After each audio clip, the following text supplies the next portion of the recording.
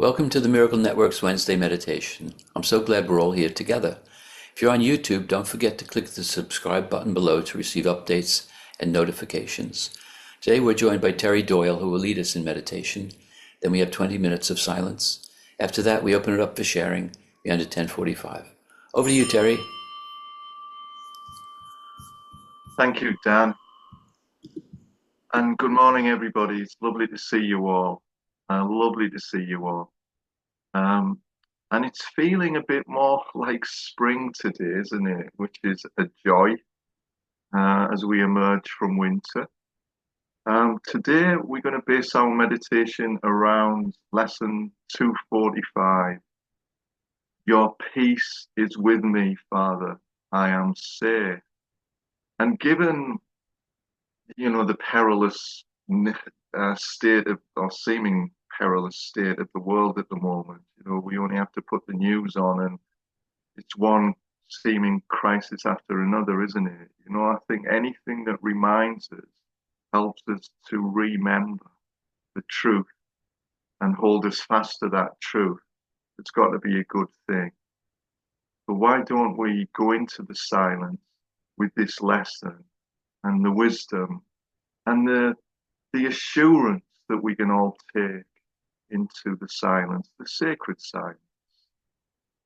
So, your peace is with me, Father. I am safe. Your peace surrounds me, Father. Where I go, your peace goes there with me. It sheds its light on everyone I meet. I bring it to the desolate and lonely and afraid. I give your peace to those who suffer pain or grieve for loss or think they are bereft of hope and happiness. Send me to them, my Father. Let me bring your peace with me, for I would save your Son, as is your will, that I may come to recognize myself. And so we go in peace. To all the world, we give the message that we have received. And thus we come to hear the voice of God, who speaks to us as we relate his word, whose love we recognize because we share the word that he has given unto us. So let's go inside now. We close our eyes. We withdraw our senses from the outside world. We're going to journey within into the sacred silence. And we're going to encounter that peace that Jesus has reminded us of. We are going to be reconnected to the knowledge that God's peace is with us, that we are forever safe. So let's let go now and let God remind.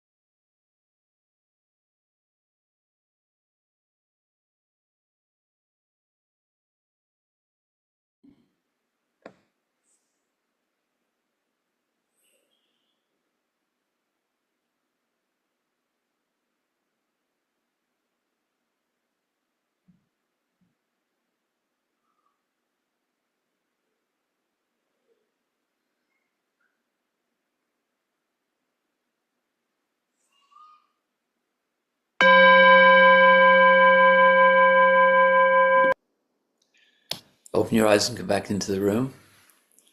We have 20 minutes left for sharing. If you'd like to share, raise your hand and I'll invite you to take yourself off mute.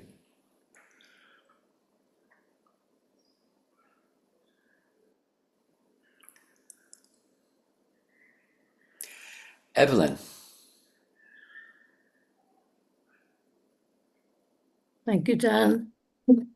It's such a lovely gift to be reminded, because I need a lot of reminding, and above the clamour, because the world just clamours to be heard, and yet that beautiful, still small voice never goes away, really. And isn't it beautiful to just rest on that and in that? And I'm so grateful for the course, and I'm so grateful for this group.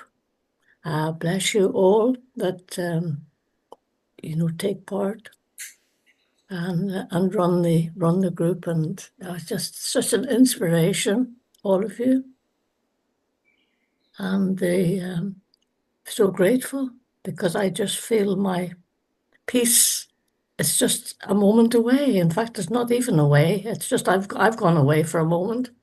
And but I come back to it more and more, and I'm so grateful to everyone at the network that bring it to us, and to the world. And thank you so much. Bless you all. Thank you, thank you, thank you, Terry. Terry, that was perfect, just perfect, as it always is. It's perfect. Thank you so much, so much. Evelyn, you said some beautiful words there, and Teresa had asked if she wanted to use her own gong and stuff, and I think she would have woken the dead then. We went into the deep silence, and it reminded me once I was at a meditation day. I was just outside of Leeds, Horsforth, I think, Trinity University. And the woman who was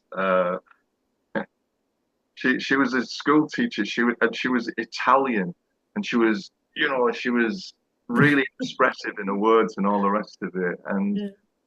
she brought us out with a meditation. She had these little school bells. Ding-ling-ling-ling-ling. Honestly, God, if people didn't have strong hearts, people would have been having heart attacks. So Teresa, you reminded me of that there. Well, go back to what Evelyn said, in a beautiful accent. Beautiful. Oh, bless you. We rest in God. Yeah. We go into the silence and we literally rest in God. And another word for God, of course, is love. And we rest in love. And I think just like we don't have to do anything. If we want to get a suntan, what do? We sit in the sun. We don't have to stomp and gesticulate and come on, shine upon me. No, we just make ourselves available. And when we go into that silence and we rest in that love, we are showered with love. We are showered with blessings. We don't even have to petition and ask, oh, come on. Because often it's just our ego's wants, isn't it? God already knows our needs, already knows them. So we just make ourselves available. And like Evelyn's just reminded us, that love is never away from us. It's always there. It's always there, but sometimes we aren't consciously aware of it. So the meditation practice helps to entrain our mind to come and deepen that sense of presence and awareness that we are never alone. And wherever we go, even if we go to the dentist or whatever, and we've got our mouth wide open, we're feeling uncomfortable and shaky or whatever it is, that love is there waiting for us. And I say that because a good friend of mine is having some procedures at the moment and she's been in agony. But that love is there. That love is there. I like to say a mantra when I'm in the dentist chair. Just open my mouth, let go and let God. just trust, abandon ourselves, trust in the expertise of whoever's looking after us or whatever it might be, and let God work through them. And all is well. All is well. Are you all aware of the teaching of the Christian mystic Julian of Norwich? He had a divine revelation, if you like, I think it was in the 1300s, during the plague, and she was dying of the plague, and the priest came and gave her the last rites and all the rest, and she went into what we would probably know as I don't know, a near-death experience, and it was revealed to her, you know. She saw everything. She saw the universe was held in love, you know, and for the rest of her life, she survived the plague, which nobody did in those days. But she came back and she survived, and she became this well-known mystic. And she lived in a little cell, a room attached to a chapel in the city of Norwich. And people heard about it and would travel for wise counsel. And there's some nuns that were at Stanbrook Abbey, but they've moved up north, not too far from where I live. And I take some of the people who I work with who are struggling with life, shall we say, with addiction problems or homelessness or whatever. And we often go visit these nuns because they've got a deep, like a lineage from Julian of Norwich. They've got some of the original teachings, the manuscript and stuff from the divine revelation. But Julian, it came to her that we don't need mediators. We don't need to kind of ask a priest for forgiveness or pay, we just need to remember that we are loved, that we are held in love, and all is well. And the phrase was, all is well, and all manner of things shall be well. And once that dawns on us that we are loved, then everything, oh God, yeah, I'm saved, I'm loved. And it then becomes our duty as the Course in Miracles, keeps reminding us, share the teaching, share the love. What is a miracle but an expression of love? So let's affirm people. Let's remind people who are broken and have forgotten that they are loved. Let's remind them. So I love this lesson. I give your peace to those who suffer pain or grief or loss or think they are bereft of hope and happiness. Let's be miracle workers amongst them. That's a great reminder, isn't it? Great encouragement.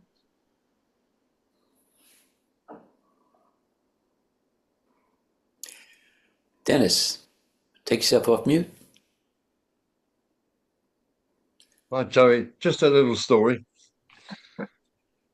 Friday night, I watched a film till midnight, and I thought, I haven't got to get up till 9 o'clock, so I'm fine.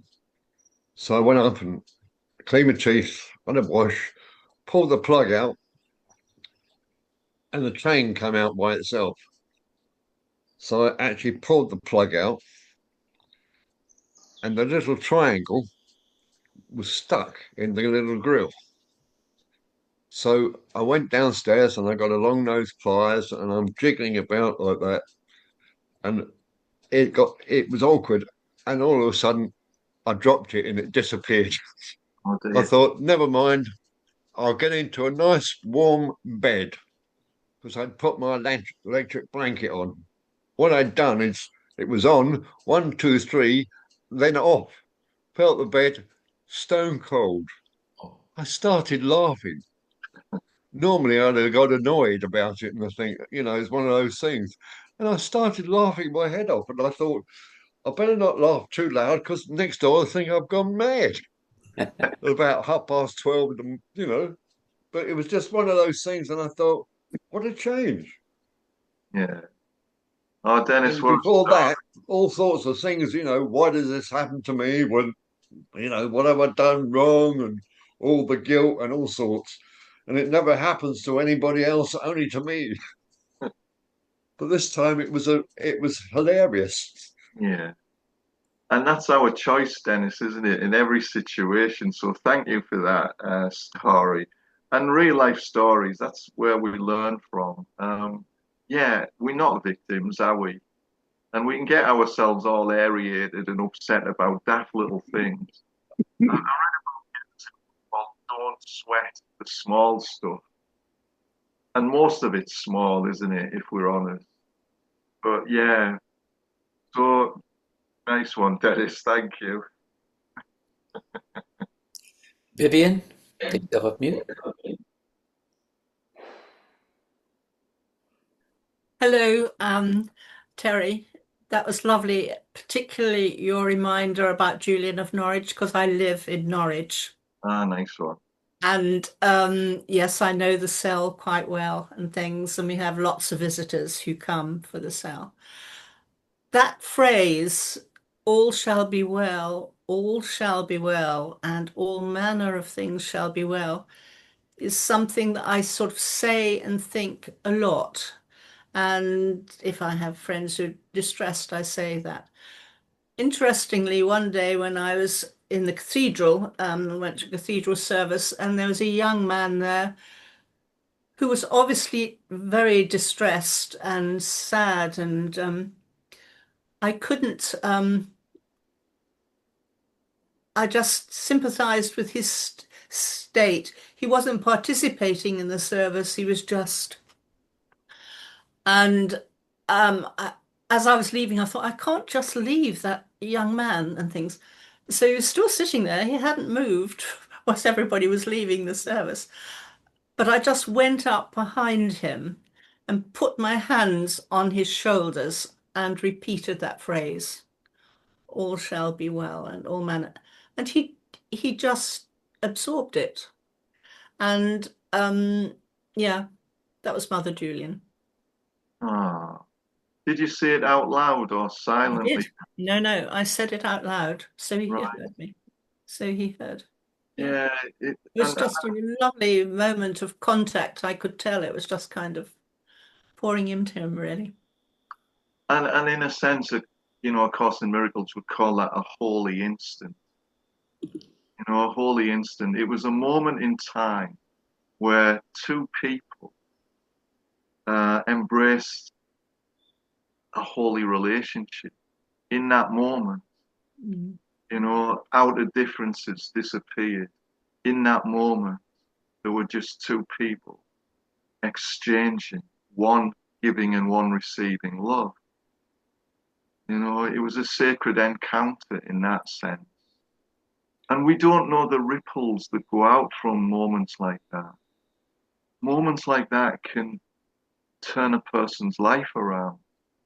Maybe when you depart this mortal coil, so to speak, and you get to see the ripple effect of your actions, maybe it will be revealed to you what the ripple effect on that young person had on that day.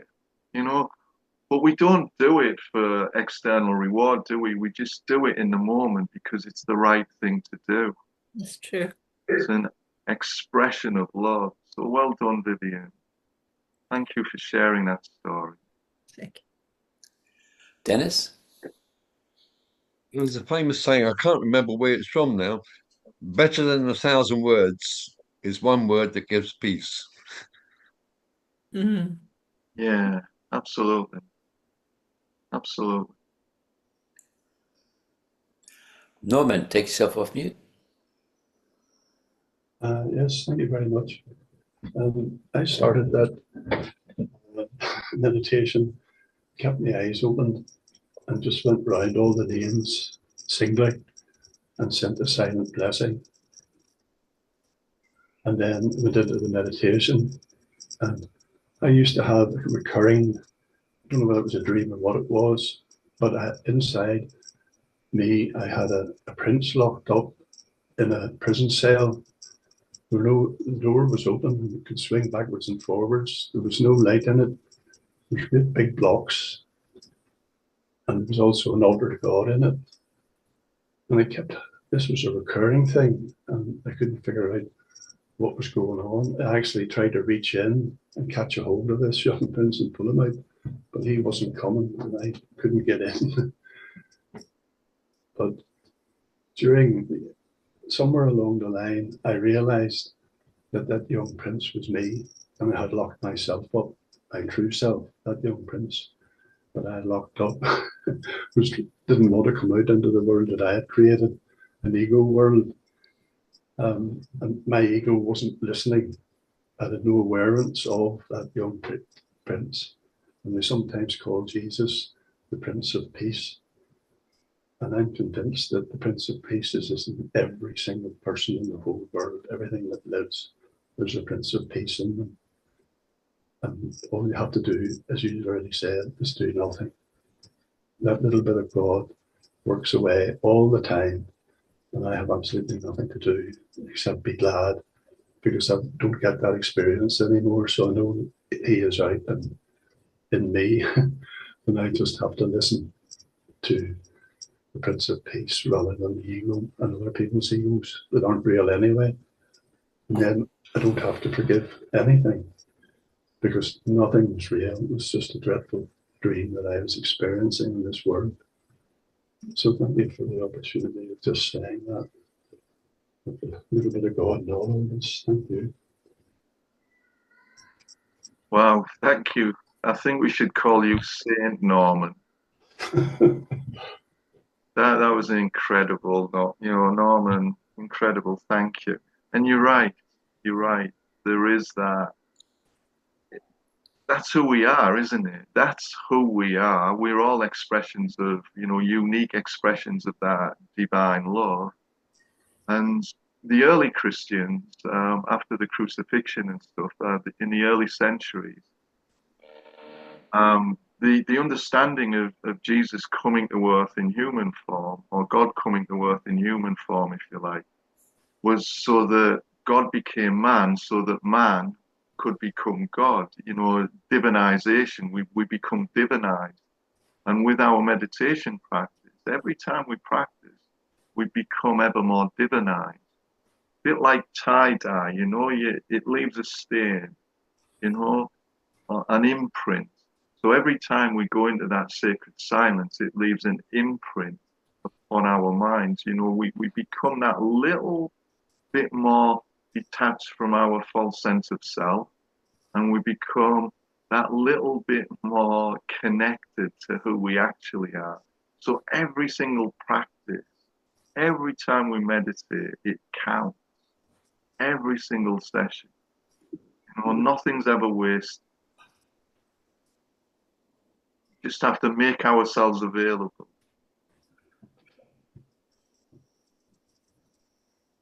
Who'd like to share?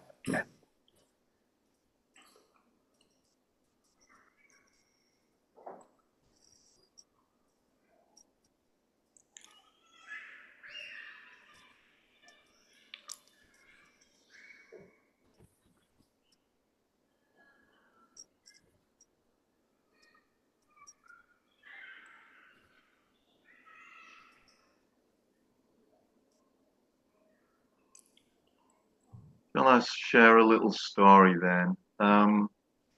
Related to this lesson, that God's peace goes with me wherever I go. In the year 2000, the millennium year, I was going over to the Himalayas on a big adventure. We'd raised some funds to help build a little school in a remote part of the mountains in Nepal, and a little field hospital. And before I went, I was feeling anxious because I was stepping way out of my comfort zone, and I was projecting my anxiety and stuff. And I went for a walk. I used to deliberately go into wilderness areas on my own and just let myself feel small and insignificant, if you like, in amongst all of this kind of grand landscape. And I was in the Lake District by the side of a tarn on my own. And now I started to feel anxious about, oh God, what if I get altitude sickness. Will I cope? Will I this? Will I, all of the stuff that our egos kind of project onto us. And I remember just closing my eyes and saying, please, God, help me feel your peace. And my whole body was shaking with anxiety. I was really feeling that fear. And then I just felt this wave of peace, absolutely profound. And I opened my eyes and I just felt totally connected with everything. Like I could have walked on the water in that moment. I was at one with everything, totally at one. People dropped acid in the 60s and whatever to try to get that kind of, remove the filters, but meditation's a much safer way of doing that. And total surrender. What happened in that moment was I totally and utterly surrendered into that moment, abandoned my false sense of self. And I came to realize, wow, I'm one with everything. And that feeling was profound. It lasted for about a week where I just felt total one. Then the world kind of encroaches, doesn't it, But I had the most amazing adventure when I went over to the Himalayas. It was incredible. And God was with me. That peace was with me every step of the way. I just needed to be reminded of that. Okay, we've come to the end of our time together. Thank you, Terry, for leading us into meditation with peace. That was perfect. And thank you all for being here. Take yourself off mute and show your appreciation to Terry. Thank you, Terry. Bye. Thank you, Terry. Thank you, everyone. Terry. Thanks, everybody. There's my big heart.